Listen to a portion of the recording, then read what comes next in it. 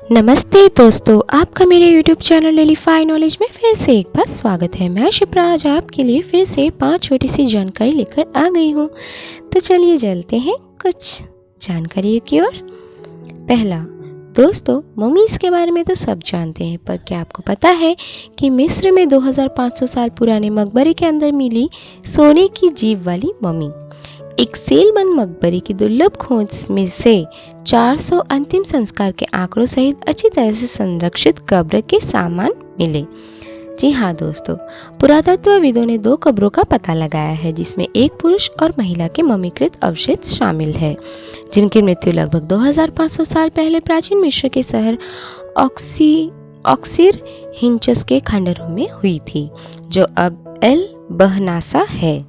खुदाई के दौरान टीम को एक अनोखी खोज मिली, 3 सोने की पन्नी वाली जीभ। आश्चर्य की बात यह है कि कब्रों में से एक भी कभी नहीं खोला गया था। बार्सिलोना विश्वविद्यालय के पुरातत्वविद मिशन के सह निदेशक एस्थर पोंस मेराडो ने द नेशनल के नाडा एल सीवी को बताया, यह बहुत महत्वपूर्ण है क्योंकि पूरी तरह से सील किए गए हुए मकबरे का ढूंढना दुर्लभ है। सीलबंद मकबरा चूना पत्थर से बना एक नर ताबूत, ममीकृत अवशेष और वास्तुओं की एक सरणी, जिसमें एक स्कारब ताबीज, 4 कैनोपिक जार शामिल है जो ममीकरण प्रक्रिया में उपयोग किए गए थे, और 400 से अधिक टुकड़े जो छोटे अंत्येष्टि के रूप में चमकता हुआ मिट्टी के बर्तन से बने आंकड़े।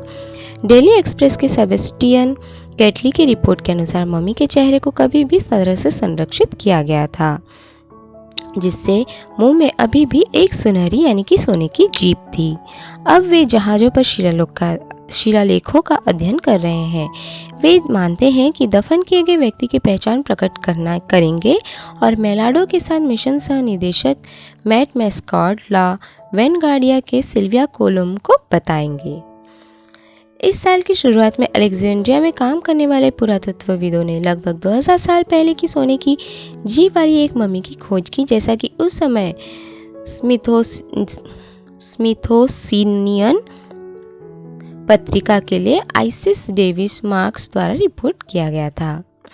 द नेशनल की रिपोर्ट के अनुसार 2 मकबरों से मिली सोने की 3 जीभें रोमन काल की है, जो 30 ईसा पूर्व में शुरू हुई थी। दोस्तों, सोने की जीभ कौन लगाता है? हम तो अब तक जानते थे कि सिर्फ सोने का दांत होता है, पर सोने की जीभ वाले मम्मी पहली बार हमने देखा है। चलो कोई बात नहीं। दूसरा, क्या आप कोल्लूर खान के बारे में जानते हैं?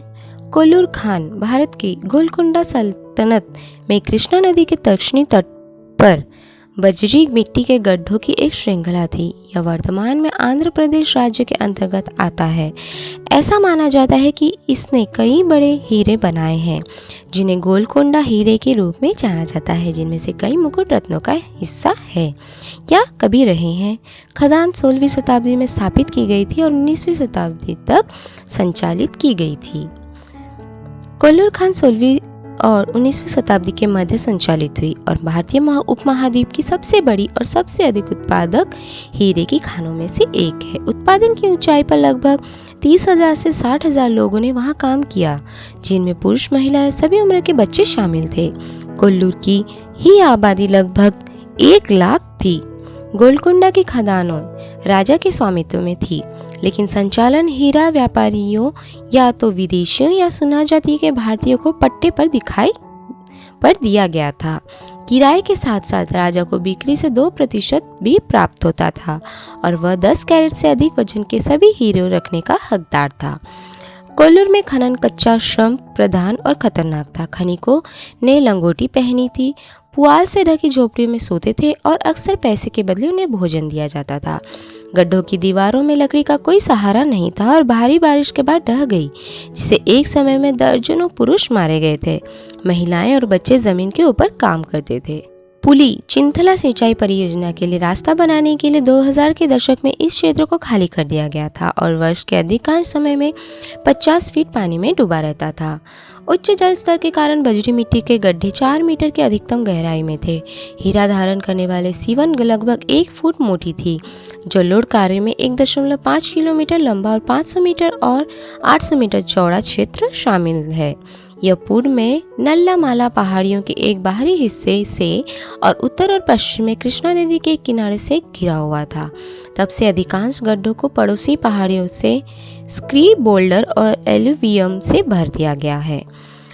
टर्वेनियर ब्लू डायमंड को जीन बैप्टिस्ट टैवर्नियर ने 17वीं शताब्दी के मध्य में कोलूर खदान से खरीदा था। फ्रांस के राजा लुई ने टर्वेनियर से हीरा खरीदा था, लेकिन फ्रांसीसी क्रांति के दौरान इसे चोरी कर लिया गया था। यह फिर से प्रकट हुआ और इसे होप डायमंड के रूप में फिर से काट दिया गया। कोल्लूर में उत्पन्न होने वाले अन्य हीरे में Kohinoor, the great Mogul, Wittelsbach Graff, Regent, Darya e Noor, Orlov शामिल है। शामिल निज़ाम, ड्रेसडेन ग्रीन, नासक। तीसरा, दोस्तों क्या आप जानते हैं चाय शब्द की उत्पत्ति कहाँ से हुई है?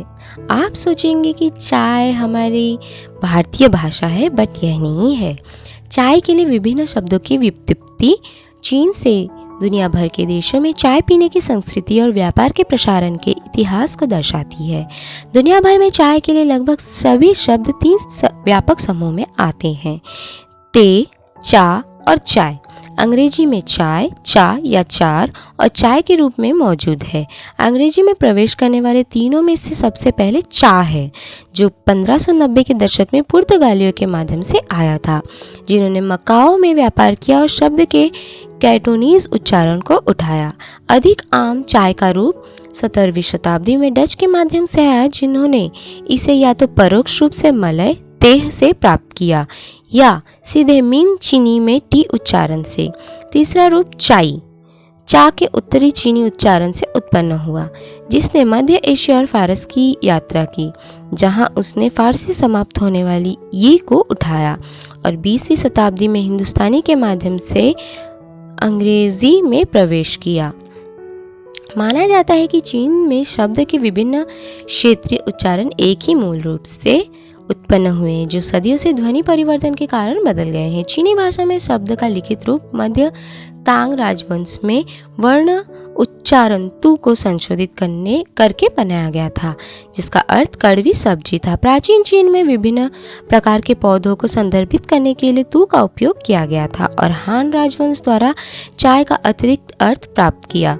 चाय के लिए चीनी शब्द संभवतः दक्षिण पश्चिम चीन में चाय के पौधों की वानस्पतिक मातृभूमि की गैर सिनिटिक भाषाओं से लिया गया था, संभवतः एक पुरातन से ऑस्ट्रो एशियाटिक मूल शब्द ला, जिसका अर्थ है पत्ती।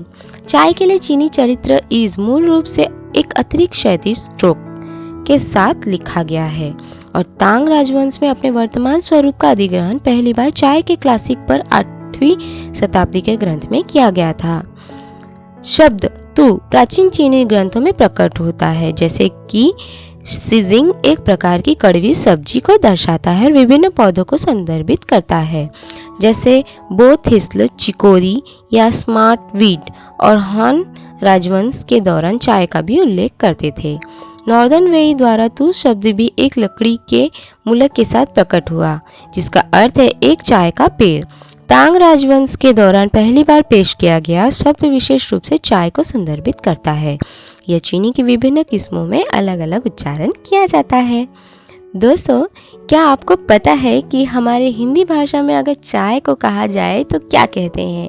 इसे भारत में कैसे इस्तेमाल किया था? चाय को हिंदी में दूध जल मिश्रित शर्करा युक्त पर्वतीय बूटी कहते हैं। जी हाँ दोस्तों, अगर आपके घर में कभी मेहमान आए तो आप उन्हें यही कहिएगा कि क्या आप दूध जल मिश्रित शर्करा युक्त पर्वतीय बूटी पीना पसंद करेंगे? अजीब है पर अच्छा है। चलिए दोस्तों, चौथा जानकारी की ओर चलते हैं। दोस्तों, क्या आपको पता है कि बालों का सफ़ेद होना किस विटामिन का अभाव के कारण होता है? जी हाँ दोस्तों, जब तक अपने बालों को डाई करने के लिए तैयार नहीं है तब तक आप उन बालों को वापस नहीं ला सकते जो पहले से ही अपने पुराने रंग से में सफ़ेद हो चुके हैं। हालांकि आप अपने शेष रंग को संरक्षित करने में सक्षम हो सकते हैं और जीवन शैली में कुछ बदलाव करके अपरिहार्य को थोड़ी देर के लिए टाल सकते हैं। आपकी समग्र सफलता अंततः आपके आनुवंशिक पर निर्भर करेगी। ज़्यादातर लोगों के बाल सफ़ेद होने से पहले ही सफ़ेद या चांदी के हो जाते हैं।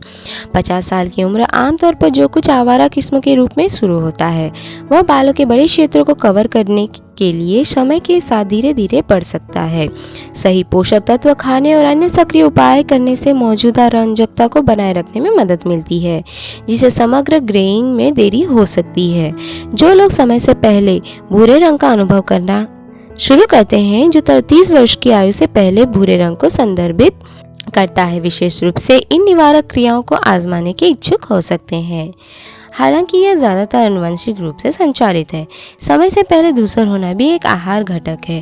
कुछ विटामिन और खनिज यह सुनिश्चित करने में मदद करते हैं कि आपके बालों के रोम पिगमेंट का उत्पादन करते हैं, जो बालों को अपना प्राकृतिक रंग बनाए रखने की आवश्यकता होती है।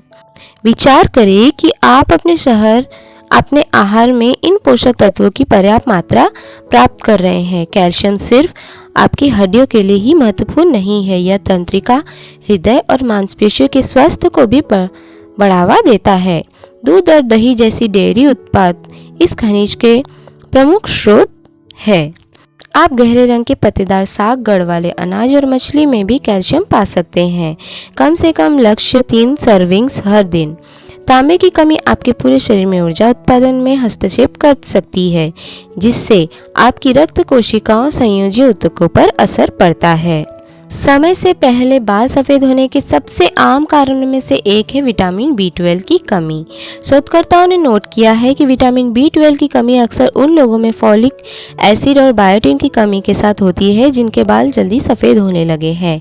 विटामिन B12 एक अन्य पोषक तत्व है जो आपके चयापचय, DNA उत्पादन और समग्र ऊर्जा स्रोतों के लिए आवश्यक है। आप मीट, डेयरी उत्पाद, फोर्टिफाइड अनाज जैसे खाद्य पदार्थ खाकर यह सुनिश्चित कर सकते हैं कि आपको पर्याप्त विटामिन B12 मिल रहा है या नहीं। 5वां, दोस्तों, क्या आप किबुल लामजाओ राष्ट्रीय उद्यान के बारे में जानते हैं? केइबुल लामजाओ राष्ट्रीय उद्यान भारत में मणिपुर राज्य के बिष्णुपुर जिले में एक राष्ट्रीय उद्यान है। यह 40 किलोमीटर वर्ग क्षेत्र में है। दुनिया का एकमात्र तैरता हुआ पार्क है जो उत्तर पूर्व भारत में स्थित है और लोकतक झील का एक अभिन्न अंग है। राष्ट्रीय उद्यान को स्थानीय रूप से फुमडी नामक तैरते हुए विघटित पौधों की सामग्री की विशेषता है। इसे 1966 में लुप्तप्राय एल डियर के प्राकृतिक आवास को संरक्षित करने के लिए एक वन्य जीव अभयारण्य के रूप में बनाया गया था। 1977 में इसे राष्ट्रीय उद्यान के रूप में राजपत्रित किया गया था। जो ब्रो एंटलर्ड हिरन, जिसे पहली बार 1839 में मणिपुर में खोजा गया था और 1844 में एक ब्रिटिश अधिकारी लेफ्टिनेंट पर्सी एल्ड के सम्मान में सर्वस एल्डी नाम दिया गया था। 1951 में एक विलुप्त प्रजाति की सूचना दी गई थी। इसे किबुल लामजाओ में फिर से खोजा गया था। पर्यावरणविद और फोटोग्राफर EPG द्वारा पार्क क्षेत्र, जिससे इस रिजर्व पार्क क्षेत्र को एक राष्ट्रीय उद्यान के रूप में घोषित करने की आवश्यकता की, जिसे अब एल्ड के हिरन की उप प्रजाति ब्रो एंटलर्ड हिरन या मैतेई भाषा में संगाई कहा जाता है। बर्मा और थाईलैंड में पाई जाने वाली अन्य 2 उप प्रजातियों में से जिन्हें कहा जाता है। पार्क लोकतक झील के दक्षिण पूर्वी हिस्से में मिट्टी के कणों के साथ जैविक कचरे और बायोमास के संचय द्वारा बनाए गए वनस्पतियों के तैरते हुए द्रव्यमान के साथ एक दलदल है, जिसे लोकतक झील के दक्षिण पूर्वी हिस्से में एक ठोस रूप में गाढ़ा किया गया है, जिसे रामसर साइट घोषित किया गया है। कुल पार्क क्षेत्र का 2/3 से 3/4 हिस्सा फुमदी द्वारा बनता है। पार्क के माध्यम से एक जलमार्ग लोकतक झील के माध्यम से उत्तर में पाबोट हिल तक चलने वाली नौकाओं द्वारा साल भर पहुंच प्रदान करता है। मार्च 1997 में पार्क का आरक्षित क्षेत्र, जो 4000 हेक्टेयर था, को स्थानीय ग्रामीणों के दबाव में अप्रैल 1998 में घटाकर कर दिया गया। दलदल में 3 पहाड़ियाँ शामिल है अर्थात पाबोट, टोया और चिंगजाओ, जो मानसून के मौसम में बड़े स्तनधारियों के लिए आश्रय प्रदान करते हैं। पार्क की विशिष्ट प्रकृति यह है कि यह मार्श होने के लिए बहुत गहरा है, झील होने के लिए बहुत उतला है, जबकि पार्क की परिधि का क्षेत्र निजी स्वामित्व में है। पार्क ही मुख्य रूप से राज्य के स्वामित्व वाला है और शेष क्षेत्रों को थांग, ब्रेल और मारिल जनजातियों के आदिवासी समूह के बीच विभाजित किया गया है, जो स्वामित्व अधिकारियों का दावा करते हैं। तो दोस्तों, आज की दी हुई जानकारी आपको कैसी लगी मुझे कमेंट बॉक्स पर ज़रूर बताइएगा और मेरे इस वीडियो को लाइक, शेयर, सब्सक्राइब करना ना भूलिएगा। नए नए वीडियोस पाने के लिए आप बेल नोटिफिकेशन को भी प्रेस करना ना भूलिएगा। Thank you.